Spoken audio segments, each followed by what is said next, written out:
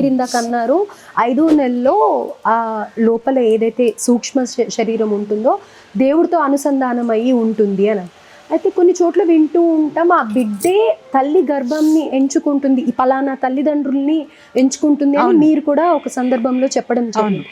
అయితే పరిస్థితులు అనుకూలంగా లేని సందర్భంలో అనుకుంటూ ఉంటారు, నా కర్మ ఎందుకు ఇలా ఉంది, వీళ్ళే నాకు పిల్లలుగా పుట్టాలా, నాకు ఎందుకు ఇంత పరీక్ష అవుతుంది అని తల్లి అనుకున్న సందర్భాలు ఉంటాయి. అలాగే పిల్లలు కూడా నేనెందుకు ఈ తల్లిదండ్రులకి పుట్టాను, నేను ఎందుకు ఇది అనుభవించాలి అన్న ఉద్దేశంలో కూడా ఉంటూ ఉంటారు. అయితే ఆ గత జన్మ కర్మలు పోవటానికి, పాప కర్మలు పోవటానికి కూడా ఉపయోగపడతాయా ఇప్పుడు మీరు చెప్పేది? తప్పకుండా అమ్మ. ఇప్పుడు మీరు అన్నారే తల్లి అనుకోవచ్చు, ఈ పిల్లలు నాకెందుకు పుట్టారు అని తల్లి అనుకోవచ్చు, కానీ బిడ్డలు మాత్రం ఈ తల్లిదండ్రులకు మేము ఎందుకు పుట్టాము అంటే అది పితృదోషం కింద మాతృదోషం కింద మారిపోయి ఇంకా కర్మ అనుభవిస్తారు. అనుకోకూడదు అసలు. తల్లిదండ్రులు అనుకోకూడదు, బిడ్డ అనుకోకూడదు. అది ఇంకా ఏమవుతుంది తెలుసా అమ్మ, కర్మ యొక్క ప్రెజర్ పెరిగిపోతుంది.